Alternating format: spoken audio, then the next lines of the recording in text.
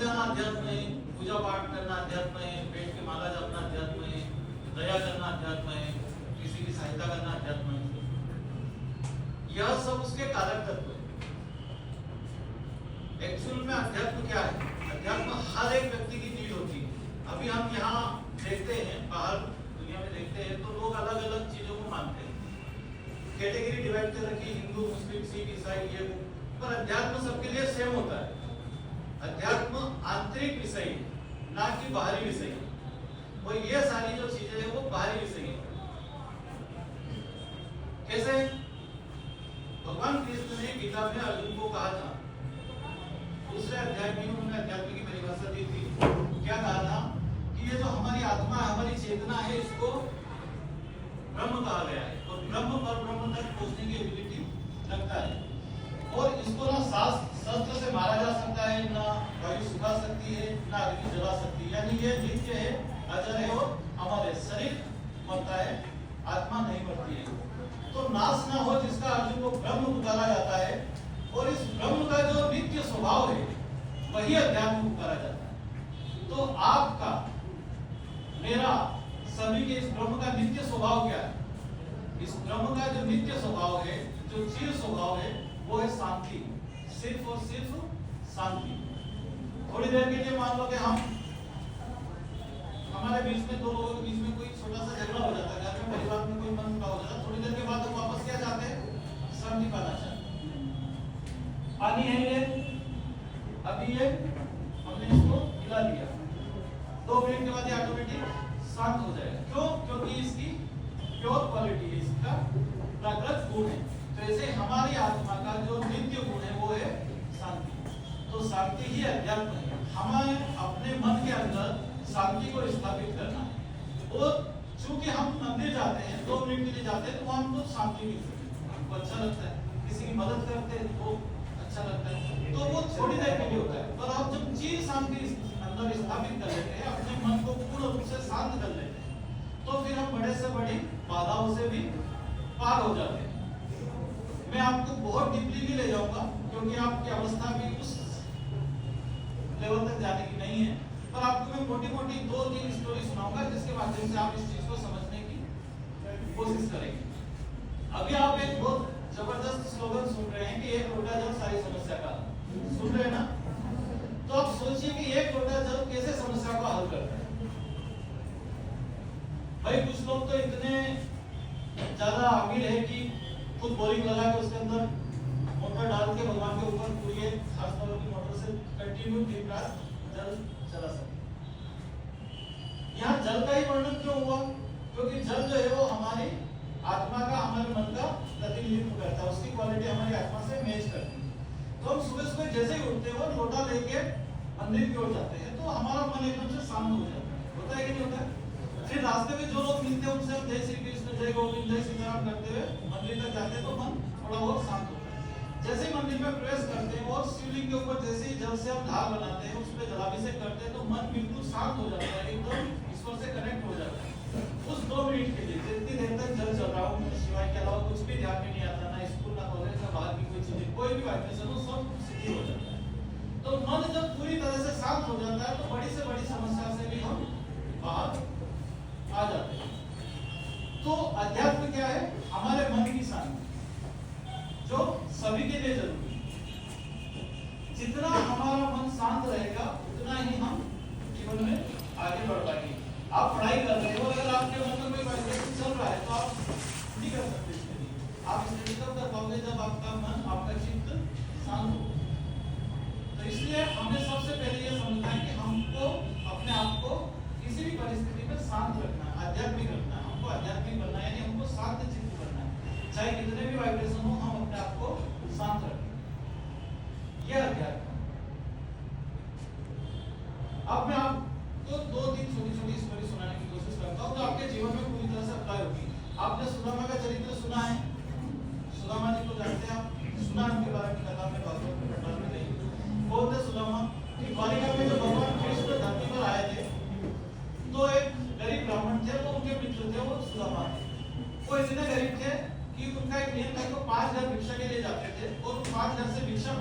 अपने परिवार का पालन पोषण करते थे, अन्यथा वो दिन भर भूखे रहते थे। 5 उनके पुत्र थे, एक उनकी पत्नी थी, और ज्यादातर ये होता था कि उनको भिक्षा नहीं मिलती थी।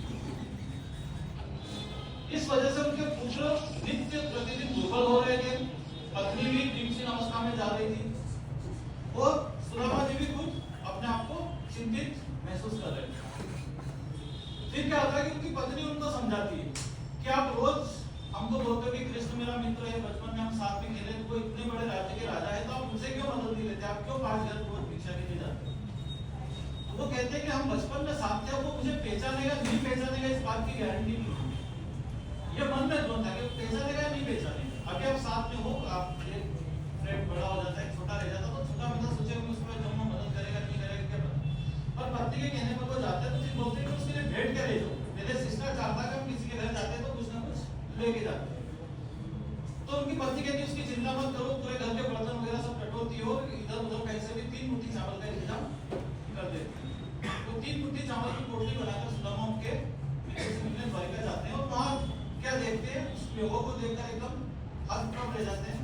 अंदर तक खबर जाती है कि कोई सुदामा नाम का गरीब ब्राह्मण आया, भगवान तुरंत दौड़ के आते हैं, तो अपने गले से लगा लेते हैं और अपने साथ अंदर ले जाते हैं, और अपने निज आसन पर अपनी चेयर पर बिठाते हैं, उनके पांव धोते हैं, शाम को खाना वाना होता है, पूछते तुम क्या लेके आए, वो छुपाते हैं, इतना बड़ा सोने का महल और ये मेरे चावल कैसे दूं, मन में संशय, और उनसे क्या छुपा है, वो पोटली खींच लेते हैं। फिर 1 मुट्ठी चावल खाते हैं, 2 मुट्ठी चावल खाते हैं, और तीसरी मुट्ठी चावल खाने वाले होते हैं, वो भगवान की पत्नी रुक्मिणी जी हाथ पकड़ लेती है कि आप तीसरी मुट्ठी चावल मत खाइए, 2 मुट्ठी चावल आपने खा लिया मतलब 2 लोक का राज्य इनको दे दिया, स्वर्ग भी दे दिया और पाताल भी दे दिया, अब 1 लोक का राज्य तो अपने पास रखो ताकि हम भी जीवन गुजार सकें, है ना। सुदामा अपने घर आ जाते हैं, भगवान अपने घर रह जाता है, सुदामा के अमीर बन जाते हैं, भगवान की जय हो जाती है, कथा पूरी हो जाती है। ये कथा आपने यहीं तक सुनी। अब ये आप पर कैसे अप्लाई होती है, आप पे कैसे लागू होती है, ये मैं आपको बताता हूँ।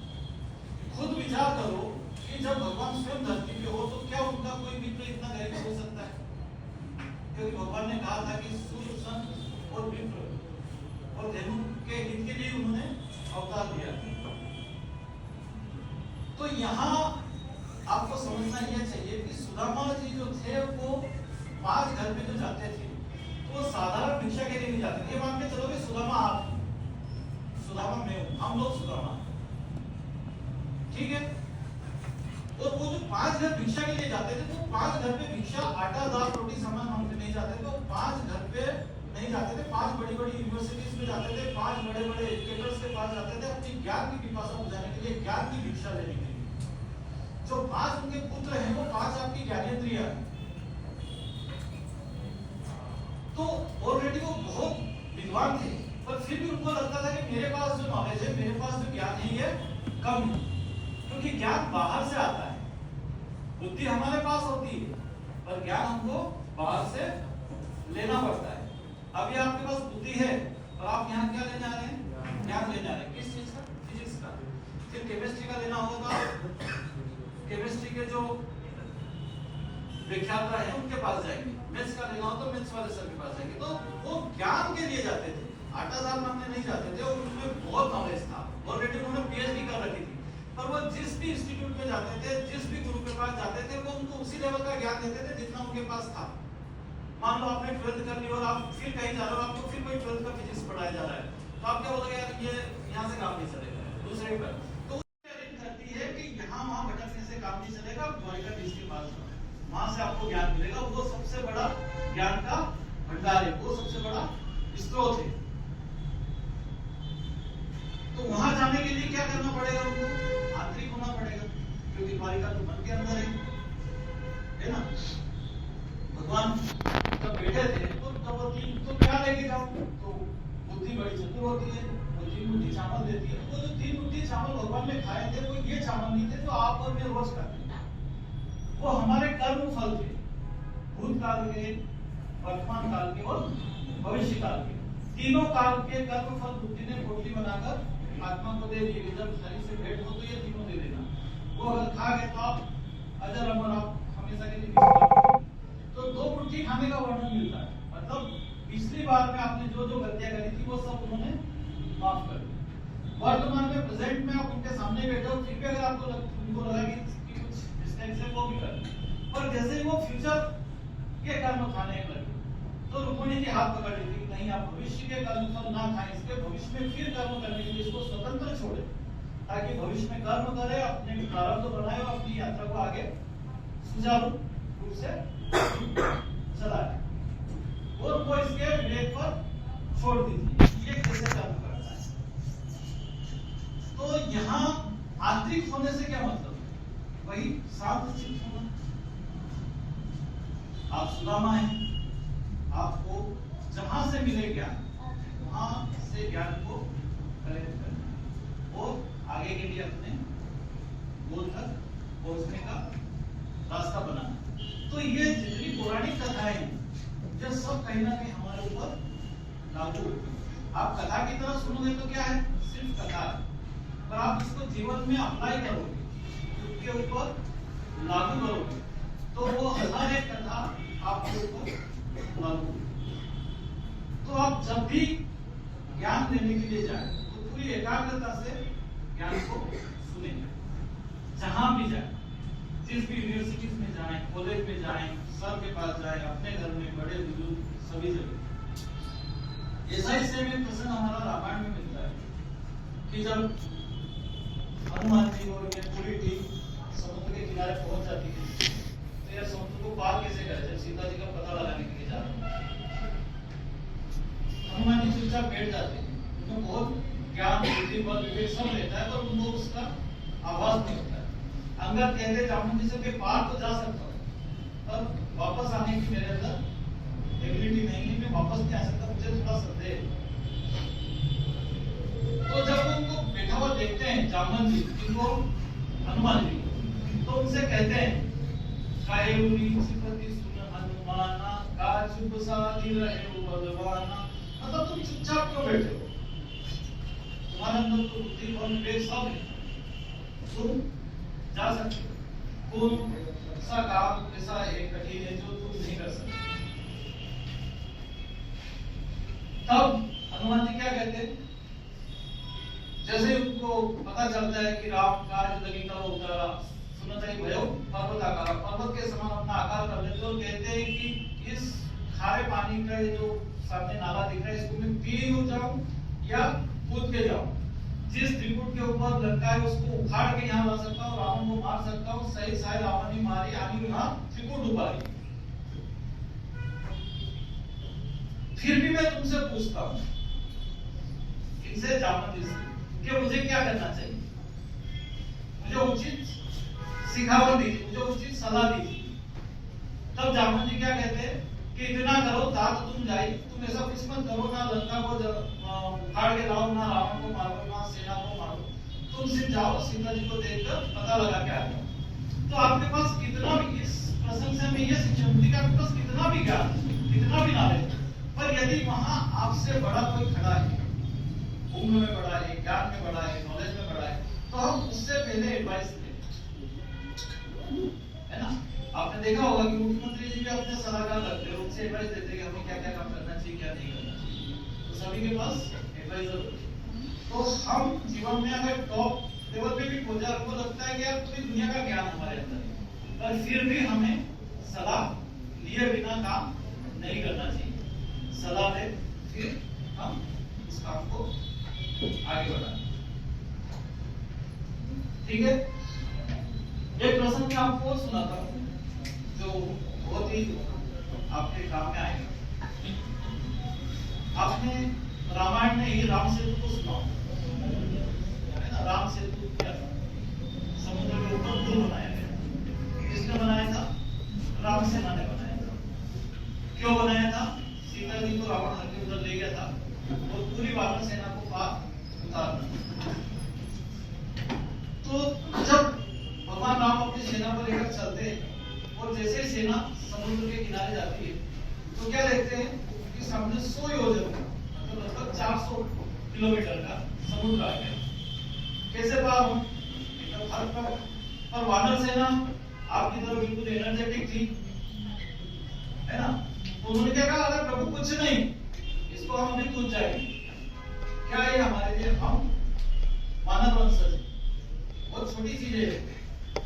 तब भगवान कहते नहीं रुको, आप कूदो मत, आप कूदोगे तो सब डूब जाओगे, एक भी पार नहीं जाओगे, क्योंकि ये 100 योजन का समुद्र है। ये कोई छोटा खाल नाम नहीं है कि आप कूद के पार चले जाओ। बोले हनुमान जी को भी गए थे 15 दिन पहले जब पता लगाने गए थे, तो क्या कहते हैं, वो हनुमान जी थे, अष्ट सिद्धि नौ निधि के दाता थे, सामर्थ्यवान थे, टेक्नोलॉजी थी उनके पास, तो वो चले गए। आप नहीं जा पाओगे, 2 4 5 8 कोई चले जाएंगे, बाकी सब डूब जाओगे। फिर क्या करें, ऊपर लेवल के अधिकारी आ गए, मेजर कैप्टन लेवल के आ गए, वो सब साधारण सैनिक थे जो कूदने की बात कर रहे थे। उन्होंने आगे कहा प्रभु एक काम और कर सकते, क्या कर सकते हैं, बोले बड़ी बड़ी नौकाएं बना लेते, बड़ी बड़ी नौकाएं बना लेते हैं, एक एक नौका में 2-2 लाख 3-3 लाख लोग बैठ जाएंगे, बात उतर जाएंगे। तो मैंने कहा सुझाव तो आपका सही है, पर अप्लाई नहीं कर सकते। क्यों नहीं कर सकते, क्योंकि इतने कुशल मालिक कहां से लाएंगे, उनको चलाने के लिए ऐसे कुशल लोग भी तो चाहिए, और हमारे पास इतना समय है नहीं। या तो नौका अगर मार्ग भटक गई तो गोल गोल घूमती रहेगी, क्योंकि नदी गोल है, डूब गई तो जय सिया राम, पार पहुंच नहीं पाएंगे। फिर वो विचार करते हैं, 3 दिन बीत जाते हैं, उधर से विभीषण जी इस पार आ जाते हैं, बात होती है क्या किया जाए, समुद्र के ऊपर विद्रोह करते हैं, समुद्र प्रकट होते हैं, बोलते हैं आप एक काम करो, पुल बना, सेतु बना। भगवान फिर है ना, पुल 100 योजन का पुल कैसे संभव, इतना रॉ मटेरियल कहां से आए, मदद कौन करे। समुद्र ने कहा कि मैं अपने बल के अनुसार आपकी मदद करूंगा, और वानर सेना कहती प्रभु बस अब आप हम पे छोड़ो, रॉ मटेरियल हम सब अपने हिस्से का लेके आए, सब अपने हिस्से का रॉ मटेरियल लाए, राम लिखी के पत्थर से गिराए, पूरे कंप्लीट हो गए, हो पूरी सेना पार से निकले, रावण को मारा, लंका को जीता, मां भगवती को साथ देकर प्रभु अयोध्या धाम को आ गए। यह यहाँ तक आपने सुना, इससे आगे की बात मैं आपको बताता हूँ। इसके 2 पहलू होते हैं, एक आध्यात्मिक पहलू होता है और एक आपका भौतिक पहलू होता है, जो आपको जीवन में आगे काम आएगा, और एक यहाँ से जाने के लिए आगे काम आएगा। 2 पहलू कैसे होते हैं कि फर्स्टली देखिए वो वानर सेना, हम लोग बीच में पूरा बहुत सारे है, उस पार हमको जाना है, अभी तुमको बहुत काम करना है, अभी जाना है, पर अंतर तो लगवा जाना है, हम कोई नहीं सकते। तो हनुमान इतना सामर्थ्य है नहीं कि हम डायरेक्टली इसको पार करके चले जाए, यानी 100-500 साल तपस्या करें, मेडिटेशन ध्यान उस लेवल पे ले जाए कि प्राण को अपान में, अपान को ज्ञान में, ज्ञान को समान में, यहाँ ब्रह्म लोक से प्राण निकाल के उसी के पार निकल जाए। तो फर्स्ट ऑप्शन हमारे लिए खत्म हो गया, यानी हम अपने सामर्थ्य से पार नहीं कर सकते। देन सेकेंड ऑप्शन क्या था, बड़ी बड़ी नौकाएं बना दी जाए, उसमें बैठ के पार चले जाए। तो नौकाएं आज भी चल रही है ना, कितने महात्मा संत बाबा लोग नौकाएं चला रहे हैं, 2-2 लाख लोगों को पंडाल में लेकर बैठे हुए हैं, प्रवचन चालू है तो उसके लिए QR कोड आ जाता है, 500 रुपए दे दो, हम आपको पार है ना, गुरु मंत्र दे देंगे, आप सब चले जाओगे। पर धर्म लेकर धर्म की बात हो नहीं सकती, और हम अपनी जान दूसरे के हाथ में क्यों दे, कौन सी नौका पार जा रही, कौन सी डूब रही, हमें पता नहीं, तो किसमें बैठे 10 खड़ी। अभी यहाँ से आपको इंदौर जाना है, देवास से आप बस जाएंगे, 10 बसें खड़ी। अब कौन सा ड्राइवर सही सलामत आपको इंदौर पहुंचा देगा, कौन सा बीच में खाई में गिरा देगा, आपको क्या, और फिर भी हम दिल्ली करके बैठ जाते हैं, पर यहाँ नहीं बैठना।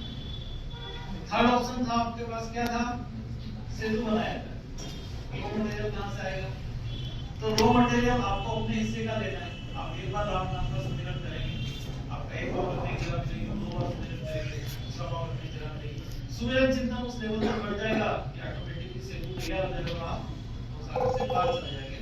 नल और नील 2 इंजीनियर हैं जो आपकी मदद करते हैं। आपको नल और नील कौन है आपके शरीर के अंदर, बुद्धि और विवेक। आप अपनी बुद्धि से काम करेंगे, विवेक से चीजों को समझेंगे तो आगे चले जाएंगे। अब ये अभी आपके जीवन में कैसे लाओ, फिर वही बात है कि आप अभी 12th में, 11th में, दूसरी क्लास में, अभी आपके सामने पूरा क्लियर पड़ा, अभी आपको कॉलेज जाना है, आपकी एजुकेशन कंप्लीट करना है ना। तो फर्स्ट तो ये कि आप इसको कूद के पार नहीं जा सकते, बिना मार्गदर्शन के पार नहीं जा सकते, आप सेल्फ लेवल पे काम नहीं कर सकते, आपको यहाँ गाइडेंस की जरूरत पड़ेगी। ठीक है, करियर में भी आप जाएंगे तो वहां भी यही चीज आएगी।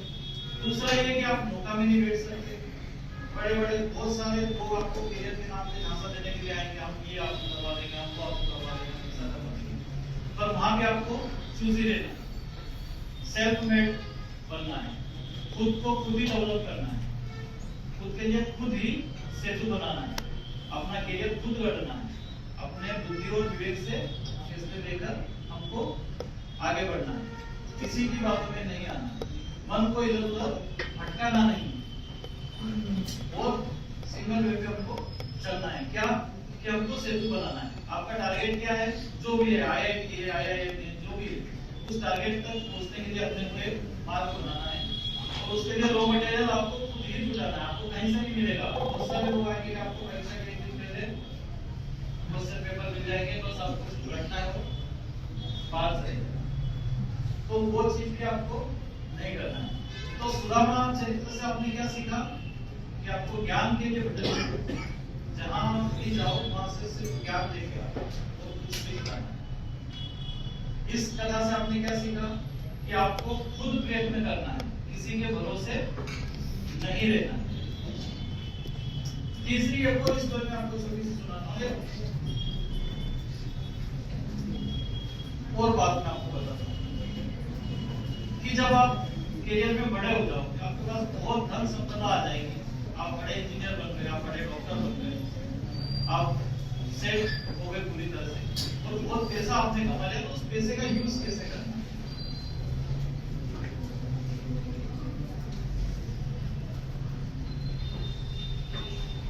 एक जंगल में धर्म संसद चल रही है, जैसे अभी हम बातचीत कर रहे हैं, तो धर्म संसद में क्या होता है कि सभी अपने अपने विचार व्यक्त करते हैं। हजारों ऋषि मुनि वहां बैठे थे उस संसद के अंदर, और वहां कहीं से राजा जनक आ जाते हैं आखिर के वन में। राजा को जैसे ही पता चलता है कि यहाँ वन में धर्म संसद चल रही है और बहुत सारे ऋषि का एक साथ मुझे दर्शन हो जाएगा, तो ऐसा करके वो अपने धनुष बाण रथ के ऊपर डाल देते हैं, खड़ा होकर वहां उतार देते हैं और धर्म संसद की ओर चले जाते हैं। जैसे धर्म संसद की ओर जाते हैं तो वहां धर्म संसद की अध्यक्षता व्यास जी कर रहे हैं। व्यास जी उनको दूर से देख लेते हैं, तुरंत मंच से नीचे उतरते हैं, उनके पास जाते हैं, हाथ जोड़ते हैं और लेके आते हैं। अब चूंकि आप यहाँ आ गए हैं, तो इस सभा की अध्यक्षता मैं करूं, तो ये मेरा साहस नहीं होगा, मेरा दुस्साहस हो जाएगा, आप अध्यक्षता करिए। जैसे ही वो अध्यक्ष की कुर्सी पे आकर बैठने लगे, दुर्वासा इसी बीच में खड़े हुए, बोले ये गृहस्थी है, ये राजभोगी है, ये हम तपस्वियों की, हम ब्रह्मचारियों की सभा का अध्यक्ष कैसे हो सकता है? व्यास जी बहुत समझाते हैं कि ये हमसे बड़े तपस्वी है, बोले मैं नहीं मानता, या तो ये सिद्ध करे कि हमसे बड़ा तपस्वी है, या मैं इसको खुद से कभी साबित कर दूंगा, इसको मैं भी साबित। तब जनक जी कहते हैं कि वैसे तो मुझे साबित करने की कोई आवश्यकता है नहीं, पर चूंकि आप मेरे पूरे कुल को साबित कर रहे हैं, तो आपके जो भी प्रश्न है उनका उत्तर मैं देने के लिए तैयार हूँ, पर हमारे बीच जो प्रश्नोत्तरी होगी वो यहाँ नहीं हो सकती, इस संसद को चलने दीजिए, मैं आपको अपने महल में इसका आंसर दूंगा। ठीक है, चलते हैं। तो दुर्वासा जो थे वो मन की गति से चलते थे, मतलब सोचा और पहुंच गए। अभी आपने सोचा अमेरिका स्पीड से वो चलते, तो वो तो तुरंत उसके महल के बाहर पहुंच गए, उनको रथ पे बैठ के जाना पड़ा, गए 3-4-5 घंटे लग गए, तो वो गेट पे खड़े थे। अब करें कोई बातचीत, तो महाराज आप जब गेट तक आ गए हो तो आप अंदर चलिए, मैं तो गृहस्थी स्वीकार हो गई, थोड़ा मेरा आतिथ्य स्वीकार कर लीजिए, भोजन प्रसाद ले लीजिए, स्नान ध्यान कर लीजिए, मैं आराम से बात करेंगे। 11-12 बजे का समय था, चल ठीक है तुम्हारा आतिथ्य स्वीकार करते हैं। अंदर गए, स्नान ध्यान करा, भोजन प्रसाद हो गया, अब बात करें। बताओ जी महाराज, चलो विश्राम कर लीजिए, तो संध्या के समय में बात करें, संध्या के समय में बात करें। चलो ठीक है, संध्या के समय में बात कर लीजिए। संध्या हो जाती है, राजा क्या करते हैं कि अपने मंत्री को बोलते हैं कि यार एक काम करना, पूरे राजभवन में एक भी दीपक नहीं जला। ठीक है, राजा क्या किया, तो माननी पड़ी, पूरे राजभवन को अंधेरे से काट देते। दुर्वासा ले जाते हैं, हम बात करें, तो ठीक है महाराज बात करते हैं, पर मेरी एक छोटी सी शर्त है कि आप पहले मेरे राजभवन को देख के आए, उसके बाद हम बात करें। तेरे राजभवन में तो अंधेरा ही अंधेरा, क्या देखो अंधेरा है, चलो मैं प्रकाश की व्यवस्था करता हूँ, एक दीपक लाओ, एक दीपक लेके आ जाता हूँ, क्या दीपक रख करके बोलते हैं, वो बोलने लगते हैं, अंदर की चलते थे। पूछ दिया तो मैं आपके किसी प्रश्न का उत्तर नहीं दूंगा, आपको जो करना कर लेना, मेरे खुद को आप भस्म कर देना। ऐसा उन्होंने दीपक बुझने वाला था, तुरंत हाथ से रोक दे, इस रूम में गए, उस रूम में गए, उस रूम में गए, पूरा महल देखने में उसको 2 घंटे लगे। आगे आप देखते, हाँ क्या देखते, पूरा महल देख लिया। अच्छा मेरे गुस्सा में कितने घोड़े बने नहीं पता। शस्त्रागार देखा, हाँ कितने प्रकार के शस्त्र थे नहीं पता। रानियों का महल देखा, कितनी रानियां नहीं पता। कोषालय देखा, हाँ कितना धन था नहीं पता।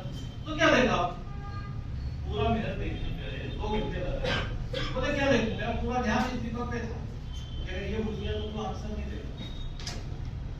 वो तुरंत उनके चरणों में गिर जाते और बोलते कि ठीक वैसे ही महाराज, जैसे आपका ध्यान इस दीपक पे था, मेरा ध्यान उस परमात्मा रूपी दीपक पे रहता है कि अगर मैं ये सब देखूंगा तो कहीं वो दीपक ना भूल जाए, यानी परमात्मा से मेरा ध्यान ना हटे। जैसे आपने इस महल में कुछ नहीं देखा, वैसे मैं भी कुछ नहीं देखता। जो भी कुछ है सब प्रजा का, सब प्रजा के लिए, मेरे लिए इसमें कुछ भी नहीं है। मेरा जो प्रोटोकॉल है राजा का, बस उसी का मैं देता हूँ, बाकी सारी चीजें लोगों के लिए। तो आप जीवन में कितना भी अचीव कर लो, हमेशा ध्यान रखना कि वो सारा आपके लिए नहीं होगा, तो थोड़ा हिस्सा समाज के लिए, जन सेवा में खर्च करना। ठीक वैसे ही आप एग्जाम से अभी आप आईआईटी में बैठेंगे, आप नीट में बैठेंगे, तो वहां भी यही चीजें होगी कि आपका ध्यान उस दीपक पे होना चाहिए। कौन से, जो आपका टारगेट है, आपकी नीट है, आपकी आईआईटी है, जो भी एग्जाम्स है वहां होना चाहिए। साइड में जितनी भी चीजें हैं, ये जो पूरी दुनिया घूम रही है, अच्छी मूवी आ रही है, दोस्त के साथ पार्टी जाना है, दोस्त के साथ है ना घूमने जाना है, परिवार में भाई की शादी आ गई, उन सब चीजों को अवॉइड करेंगे और पूरा ध्यान उस दीपक पर केंद्रित करेंगे। कौन से दीपक पर, जो आपका लक्ष्य है, तो आप निश्चित ही उस सफलता को प्राप्त कर लोगे, उस लक्ष्य को प्राप्त कर लोगे। और ये बात हमेशा ध्यान रखो कि यहाँ क्लासरूम में आप अकेले नहीं बैठे, यहाँ क्लासरूम में आपके साथ आपके पेरेंट्स के सपने बैठे हो, है ना, बैठेंगे नहीं बैठे। आपके पेरेंट्स अपनी पूरी ड्यूटी कर रहे हैं।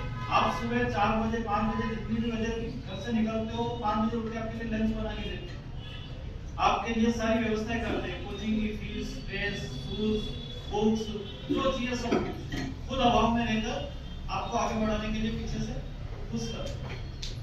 तो किस लिए, कि जो चीज वो अचीव नहीं कर पाए, कुछ उनके भी ड्रीम्स थे लाइफ में, पर वो वहां तक नहीं पहुंच पाए क्योंकि वो रास्ते में भटक गए, वो ये चीजें देखने लग गए थे, उनका ध्यान पूरा उस समय उस दीपक पे नहीं था।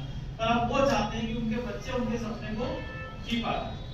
इसलिए आप हमेशा ये भी ध्यान रखें कि हम अकेले नहीं बैठे क्लासरूम में, हमारे माता पिता के सपने हमारे साथ जुड़े हैं। इसलिए हमको दूसरी चीजों को अवॉइड करना है और पूरा फोकस कहाँ लगाना है, अपने करियर पर लगाना है, अपने कौशल पर लगाना है। एक चीज और मैं आपके साथ डिस्कस करना चाहता हूँ कि हम इस धरती पर थोड़ी देर के लिए आए, एक बिल्कुल पर्टिकुलर टाइम पीरियड के लिए आए। क्यों आए हैं पता है आपको? हम यहाँ 4 पुरुषार्थ की प्राप्ति के लिए आए हैं। किन चीजों के लिए आए हैं? 4 पुरुषार्थ। सबसे फर्स्ट धर्म, फिर अर्थ, फिर काम, देन लास्ट मोक्ष, जो यहाँ से बाहर की विषय वस्तु। पर 3 चीजों को हमको यहाँ जीना पड़ता है। तो सबसे पहला होता है धर्म।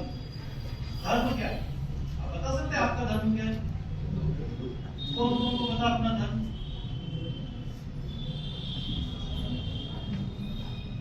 धर्म का मतलब होता है धारण करना, किसी एक चीज को आपको धारण करना है। जैसे हरिश्चंद्र ने सत्य को धारण किया था, वो सत्य उनका धर्म बना। फिर उसके लिए जितना सेक्रीफाइस करना था सब कुछ छोड़ा, तो अपने धर्म को नहीं छोड़ा। राजा प्रभु ने वचन पालन को धर्म बनाया, प्राण जाए पर वचन न जाए। फिर जो कुछ छोड़ना था सब छोड़ा, तो अपने उस धर्म को, उस प्रतिज्ञा को उन्होंने नहीं छोड़ा। तो ये होता है धर्म।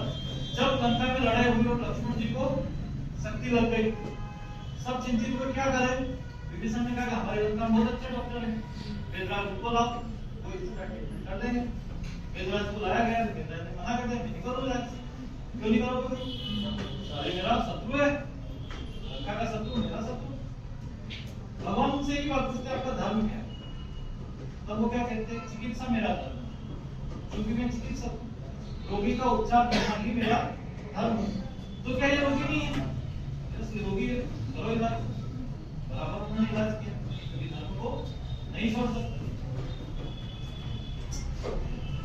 वापस में आ जाओ, द्रोणाचार्य टॉप मोस्ट एजुकेटर उस समय की सबसे बड़ी यूनिवर्सिटी उन्हीं की थी,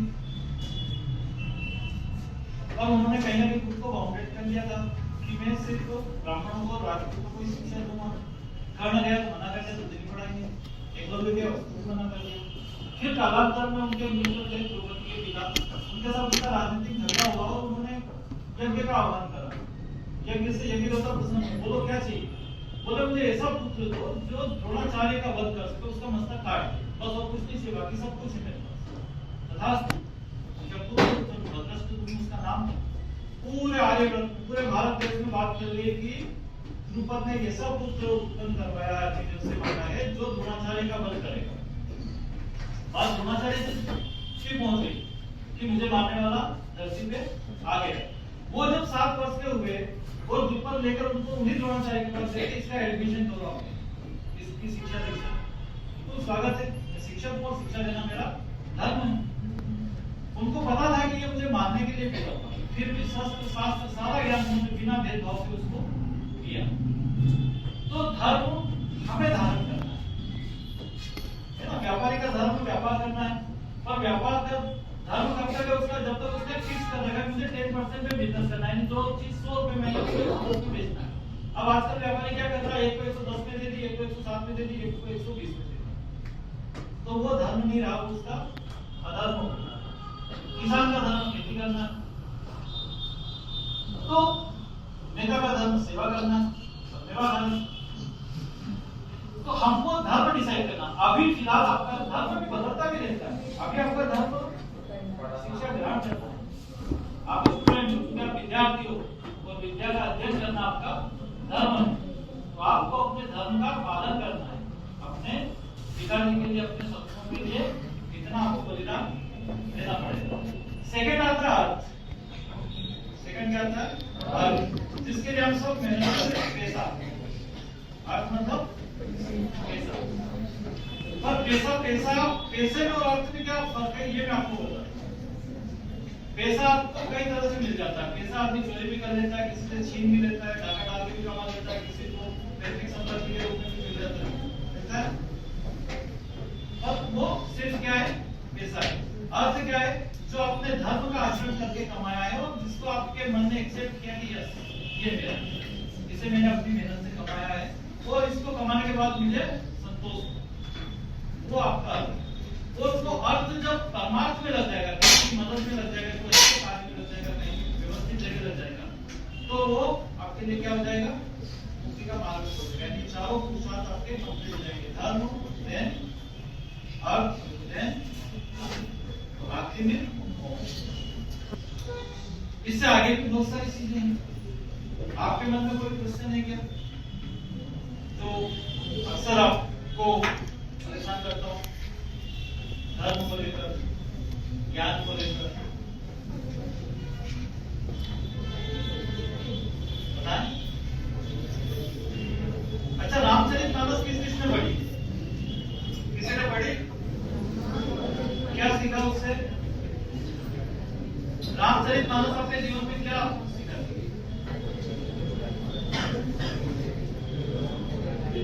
चलो सुनो, मैं एक और प्रश्न सुनाता हूं। रामचरितमानस क्या है, यह मैं आपको बताता हूं। एक बार क्या होता है कि रात का समय रहता है, लगभग 12 बजे रहते हैं। भगवान राम उस समय घर में रहते हैं। कौशल्या माँ तो है वो अपने कक्ष में सोई रहती है और छत पे उनको किसी की पलचान सुनाई देती है कि छत के ऊपर कोई टहल रहा है। वो सैनिक को कहती है कि सैनिक के काम को ऊपर देख क्या कौन है। सैनिक ऊपर जाता है, देख के तुरंत नीचे आता है और आके बोलते हैं ऊपर तो श्रुतकीर्ति मतलब शत्रुघ्न जी की पत्नी, सबसे छोटे बेटे शत्रुघ्न की पत्नी का नाम श्रुतकीर्ति। श्रुतकीर्ति छत पे क्या कर रही है? उसको नीचे बुला। सैनिक फिर ऊपर जाता है तो बोलता है माता जी आपको नीचे बुला रही है।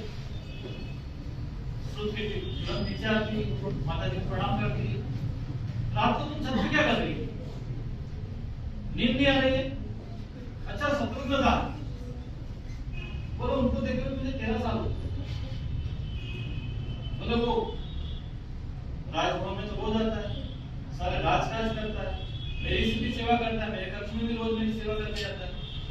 माता जी को राजभवन में भी आते हैं, आपके कक्ष में भी आते हैं, राजकाज भी करते हैं। इस बार मुझे वो देखे 13 वर्ष हो गए, क्योंकि मेरे कक्ष में वो 13 वर्ष से नहीं है। माता जी तुरंत समझ जाती वो कहाँ मिलेगी। सैनिकों को बोलती पालकी तैयार करो, पालकी तैयार होती हो तो संजय भाई पालकी में बैठकर नंदी नाम जाती है, जहाँ भरत जी तपस्वी का भेष बनाकर सारा राजकाज वहां से चलाते थे, वहां जाती है। तो क्या देखती है कि एक पत्थर के ऊपर शत्रुघ्न जी हाथ का तकिया बनाकर लेटे हुए, माता पीछे से जाते हुए उनके सिर पे जैसे हाथ फेरती वो चौंक के खड़े हो जाते, देखते हैं कौन माता। माता जी प्रणाम, आप नहीं आने की तकलीफ क्यों, जो बोला गया था। बोले बेटा तुम यहाँ क्या कर रहे हो, ये तो राजभवन में होना चाहिए। तब वो क्या कहते हैं कि माँ पिताजी की आज्ञा का पालन करने के लिए भैया राम वनवास में चले गए, उनके साथ भैया लक्ष्मण भी उनकी सेवा करने के लिए वन में चले गए। भैया भरत भैया राम की खड़ाऊ लेकर यहाँ आकर तपस्वी का जीवन जी रहे।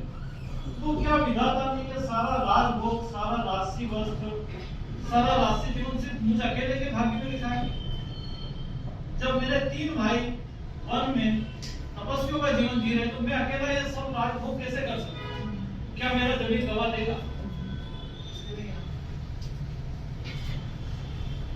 तो ये रामायण है जो त्याग सिखाती है कि अगर आपका भाई तकलीफ में है तो आपको भी ज्यादा होने की आवश्यकता नहीं है। भाई के प्रति भाई का समर्पण।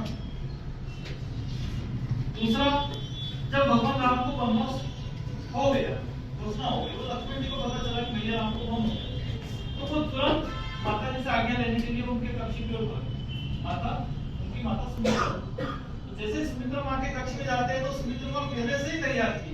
तो क्या बोलती है कि मुझसे आज्ञा लेने की जरूरत नहीं है, जहाँ राम नहीं तुम्हारी अयोध्या, राम अगर मन में है तो तुम्हारा अयोध्या में क्या काम है, तुम जा सकते हो, तुमको वही रहना है जहाँ राम।